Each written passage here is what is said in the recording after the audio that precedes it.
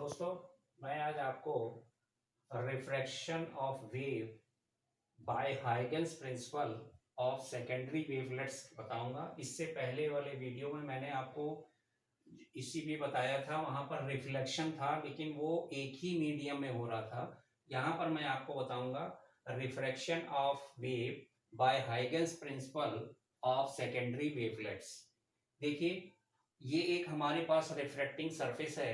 ये refracting surface जो है, ये हमारे पास दो मीडियम है, मीडियम फर्स्ट और मीडियम सेकंड। तो मीडियम फर्स्ट हमारे पास रेयर मीडियम है और मीडियम सेकंड जो है हमारे पास ये डेंसर मीडियम है। जब लाइट जो है रेयर मीडियम से डेंसर मीडियम में जाती है तो ये नॉर्मल की तरफ टुवर्ड्स द नॉर्मल हो जाती है, और जब सेकंड जो हमारे पास डेंसर मीडियम से रेयर मीडियम में जाती है तो ये अवे फ्रॉम द नॉर्मल हो जाती है। तो देखिए, जब ये हमारे पास रेस पड़ रही है और ये रेस पड़ने के बाद हमारे पास कहाँ आ रही है, ये फर्स्ट मीडियम है, ये सेकंड मीडियम है। तो इसमें देखिए, ये हमारे पास एक वेव फ्रंट है। ये वेव फ्रंट जो है इस सरफेस पर ये नॉर्मल से कुछ एंगल पर पड़ रही है, यानी ये इस जो सरफेस है हमारे पास जेड जेड, ये सरफेस जो है रिफ्लेक्टिंग सरफेस है, ये दोनों मीडियम को अलग करती है। इस पर एक जो वेव फ्रंट है वो तिरछी आप आ रही है, ये यानी नॉर्मल ना होकर के किसी एंगल पर पड़ती है। जब एंगल पर पड़ती है तो इसका ये ए सिरा है वेव फ्रंट का, ये सबसे पहले यहाँ टकराता है। तो जब यहाँ टकराता है, मान लीजिए उस समय हमारे पास जो टाइम है वो t इजिकल टू 0 है, यानी t इजिकल टू 0 पर ये जो वेव फ्रंट है, ये वेव फ्रंट कहाँ टकरा रही है, पॉइंट ए पर टकराती है। तो हाइगन्स प्रिंसिपल से हम जानते हैं कि जब वेव फ्रंट टकराती है तो ये एक नए सोर्स का काम करता है, यहाँ से एक हमारे पास सेकेंडरी वेव चलती है। तो ये सेकेंडरी वेव्स जो है दोनों मीडियम में जाएगी, यानी फर्स्ट मीडियम में भी और सेकंड मीडियम में भी। तो देखिए, जब ये वेव फ्रंट जो है यहाँ पर टकराएगी, टकराने के बाद क्या होगा, देखिए इसकी वेलोसिटी जो है, यहाँ पर मीडियम फर्स्ट में वेलोसिटी सपोज कर लीजिए v1 है और मीडियम 2 में वेलोसिटी जो हमारे पास v2 है। तो वेलोसिटी जो है एक मीडियम से दूसरे मीडियम में जब अगर कोई वेव फ्रंट आ रही है तो उसकी वेलोसिटी जो है वो चेंज हो जाती है। तो ये एक हमारे पास वेव फ्रंट है। ये वेव फ्रंट जब इस सरफेस पर टकराती है, इसका ए सिरा जब यहाँ पर टकराता है इस पर, तो सपोज कर लीजिए उस समय हमारे पास टाइम पीरियड कितना है, 0 है। और इसका जो दूसरा सिरा है वेव फ्रंट का बी, इस सिरे को ए डैश तक पहुंचने में सपोज कर लीजिए कितना टाइम लगता है, टी टाइम लगता है। यानी जो इसका एक सिरा यहाँ टकरा रहा है उस समय सपोज कर लीजिए टाइमिंग 0 है, और बी सिरा जब ए डैश पे टकराएगा उस समय सपोज कर लीजिए टाइमिंग हमारे पास कितनी है, टी है। तो ये जो वी डैश यहाँ बी से लेके ए डैश तक जो हमारे पास आ जाएगा, यानी बी ए डैश, ये डिस्टेंस कितनी हो जाएगी, बी ए डैश जो डिस्टेंस हो जाएगी, चूंकि इसकी वेलोसिटी कितनी है v1 और यहां से यहां तक पहुंचने का टाइमिंग कितना है t, यानी जो डिस्टेंस हमारे पास हो जाएगी v1 t, यानी b से a डैश तक पहुंचने पर वेव फ्रंट को कितना टाइमिंग लगेगा, हमारे पास कितनी डिस्टेंस वो तय करेगी, v1 t। अब देखिए, सबसे पहले वेव फ्रंट कहां टकरा रही है, ए सिरे पर, उस समय टाइमिंग हमारे पास कितनी है 0, और जैसे जैसे और जब टाइमिंग 0 है तो यहां पर जब ये टकराएगी और ये वेव फ्रंट जैसे जैसे आगे बढ़ेगी, जब आगे बढ़ेगी तो ये ए और ए डैश के बीच में टकराएगी। टकराने पर क्या होगा, यहाँ जितने भी पॉइंट्स होंगे वो एक नए सोर्स का काम करेंगे, और जब नए सोर्स का काम करेंगे तो इससे सेकेंडरी वेव्स चलेंगी। वो सेकेंडरी वेव्स कहाँ पहुंचेंगी, मीडियम फर्स्ट में भी जाती हैं और मीडियम सेकंड में भी ये वेव्स आती हैं। तो सपोज कर लिए जब हमारे पास टाइमिंग t इजिकल टू 0 है और ये वेव फ्रंट यहाँ टकराई, और टकराने के बाद क्या होगा, इससे सेकेंडरी वेव्स चलेंगी। वो सेकेंडरी वेव्स जो है बी डैश पर पहुंचती हैं, कितने टाइमिंग में पहुंचती हैं, सपोज कर लीजिए यहां से यहां तक उसको पहुंचने में कितना टाइमिंग लगता है, हमारे पास टी टाइमिंग लगता है। यानी जितने समय में ये बी से ए डैश में पहुंचने का समय लगेगा उतने ही टाइमिंग हमारे पास क्या लगेगी, ए से बी डैश तक जो सेकेंडरी वेव चलेंगी उसको कितनी टाइमिंग लगेगी, ए से बी डैश तक पहुंचने में कितनी टाइमिंग लगेगी, टी टाइमिंग लगेगा। यानी जितनी टाइमिंग बी से ए डैश में पहुंचने में लगती है उतनी ही टाइमिंग हमारे पास ए से बी डैश में पहुंचने पर लगती है। तो यहां से यहां तक यानी ए से बी डैश तक हमारे पास क्या हो जाएगा, कहां से, ए से बी डैश तक,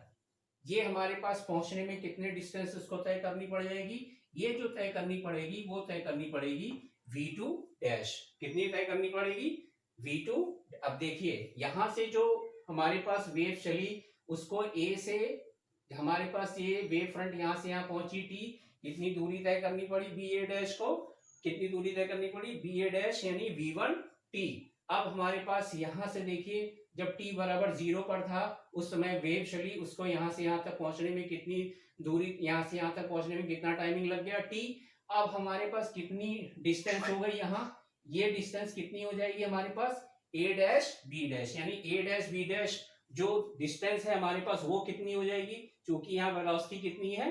v2, वेलोसिटी कितनी है v2 और टाइमिंग कितना है t, तो डिस्टेंस हमारे पास कितना हो गया v2 t हो गया। अब जैसे जैसे वेव फ्रंट यहाँ पहुंचती है इस पर जितने भी पॉइंट होंगे वो एक नए सोर्स का काम करेंगे, उससे सेकेंडरी वेव्स चलेंगी और वो सेकेंडरी वेव्स कहाँ है, वो कहाँ पहुंचेंगी, इस वेव फ्रंट, ये वेव फ्रंट है उतने ही टाइमिंग में सारी की सारी वेव फ्रंट में जो क्या होगा यहाँ पहुंच जाएंगी, कौन सी चीज पहुंच जाएगी, सेकेंडरी वेव जो है उतने ही टाइमिंग में ए डैश बी डैश पर पहुंचेंगी। जैसे जैसे ये आगे बढ़ेगी, आगे बढ़ने पर टकराएंगी, इससे सेकेंडरी वेव्स निकलेंगी, सेकेंडरी वेव्स कहाँ पहुंचेंगी उतने ही टाइम पे ए डैश बी डैश तक। तो हमारे पास ए डैश बी डैश कितना हो जाएगा v2 t हो जाएगा, कितना हो जाएगा v2 t हो जाएगा। अब देखिए यहाँ पर अगर हम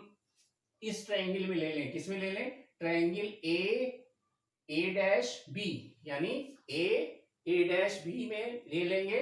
साइन ऑफ आई, साइन आई क्या हो जाएगा, ये होता है परपेंडिकुलर यानी ए डैश बी अपॉन हाइपोटोनियस यानी ए डैश, तो हो जाएगा a dash b upon a dash, क्या हो जाएगा a dash b upon a dash. अब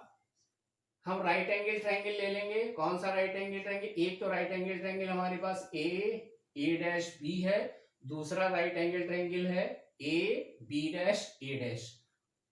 तो हमारे पास A B dash A dash दूसरा राइट एंगल ट्रायंगल है, इसमें अगर ले लेंगे साइन आर क्या हो जाएगा साइन आर, तो साइन आर क्या हो जाएगा, देखिए यहां पर क्या हो जाएगा परपेंडिकुलर अपॉन हाइपोटेन्यूस, तो परपेंडिकुलर हमारे पास है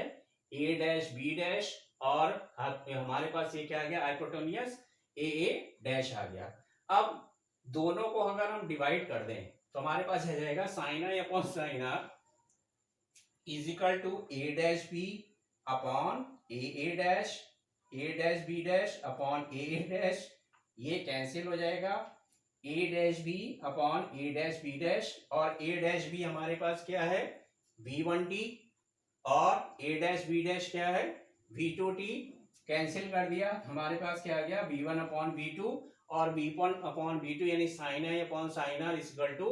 v1 अपॉन v2, और इन दोनों का रेशियो क्या होता है एक कांस्टेंट आता है और इसी को हम कहते हैं स्नेल लॉ, यानी हाइगन्स ने अपने प्रिंसिपल के माध्यम से जो स्नेल लॉ है कि sine i upon sine r is equal to constant, उसको प्रूफ किया। कैसे प्रूफ किया एक बार फिर से देख लीजिए, ये हमारे पास दो मीडियम है, फर्स्ट मीडियम सेकंड मीडियम है, तो वेलोसिटी ऑफ लाइट जो होती है वो एक मीडियम से दूसरे मीडियम में जाएगी तो उसकी वेलोसिटी ऑफ लाइट चेंज हो जाती है, और वेलोसिटी ऑफ लाइट चेंज हो जाएगी। ये हमारे पास रेयर मीडियम है, ये हमारे पास डेंसर मीडियम है, तो डेंसर मीडियम में वेलोसिटी ऑफ लाइट कम होती है with respect to rare medium, यानी यहाँ पर v2 क्या है इज लेस देन v1, यानी वेलोसिटी ऑफ लाइट जो होगी वो कम होगी रेयर मीडियम के साथ, यानी v2 is less than v1 होगा। तो ये हमारे पास एक वेव फ्रंट है, ये वेव फ्रंट है, इस सरफेस पर रिफ्लेक्टिंग सरफेस है, इस पर तिरछी पड़ रही है, और इस पर जब तिरछी पड़ रही है तो ये वेव फ्रंट क्या करती है, इसका एक सिरा ए जब इस सरफेस पे टकराता है, सपोज कर लीजिए उस समय टाइमिंग t बराबर 0 है, तो यहाँ पर क्या होगा ये एक नए सोर्स का काम करेगा, इससे सेकेंडरी वेव चलेंगी। इसका जब दूसरा सिरा जो b है वेव फ्रंट का, इसको ए कहाँ पहुंचने में, ए डैश पहुंचने में कितना टाइमिंग लगता है, टी। कितना टाइमिंग लगता है, टी। तो ये डिस्टेंस कितनी हो गई, बी ए डैश हमारे पास हो गया, कितना हो गया, v1 t, यानी कितनी दूरी उसको तय करनी पड़ेगी, v1 t। जैसे जैसे ये वेव फ्रंट आगे बढ़ेगी, ए और ए डैश की जो सरफेस है इसके डिफरेंट पॉइंट्स पर ये टकराएगी तो सारे पॉइंट्स क्या होंगे, एक नए सोर्स का काम करेंगे, नए सोर्स का काम करेंगे तो नए सेकेंडरी वेव्स उससे चलेंगी, और वो सेकेंडरी वेव्स कहाँ पहुंचेंगी, ये मीडियम 2 में। कैसे पहुंचेंगी, तो ये सेकेंडरी वेव जब यहाँ पहुंचती है तो देखिए हम क्या करते हैं, जब t बराबर 0 था तो यहाँ पर क्या था, कहाँ पहुंच रही है, b डैश पर, a से b डैश पे कितने टाइमिंग में पहुंचती हैं, t टाइमिंग में पहुंचती हैं। तो a b डैश, उस समय हम क्या करते हैं, a b डैश डिस्टेंस लेकर के एक आर्क खींच देते हैं, और a डैश से इस पर हम क्या कर देते हैं, एक टेंजेंट खींच देते हैं, और ये जो डिस्टेंस है a डैश b डैश, ये डिस्टेंस हमारे पास कितनी हो जाएगी, क्योंकि वेलोसिटी ऑफ लाइट कितनी है, v2, टाइमिंग कितनी है इस वेव फ्रंट को पहुंचने की, t, उतने ही टाइमिंग में पहुंचेगी, कितने टाइमिंग में, जितने टाइमिंग में b से a डैश तक पहुंचती है। तो हमारे पास आ जाएगा a डैश b डैश कितना हो जाएगा, v2 t हो जाएगा। अब देखिए राइट एंगल ट्रायंगल ले लेंगे, a डैश b और a डैश में साइन आई, यानी a dash b upon a dash, sine r a dash b dash upon a dash, दोनों को डिवाइड कर लेंगे तो हमारे पास आ गया ये, और यहां से हम v1 t a dash b की वैल्यू रख देंगे, a डैश b डैश की वैल्यू रख देंगे, t कैंसिल कर देंगे, v1 अपॉन v2, यानी इसका जो रेशियो आएगा वो हमेशा एक कांस्टेंट आता है। यही हमारे पास स्नेल लॉ है जो हाइगन्स ने इससे प्रूफ किया है।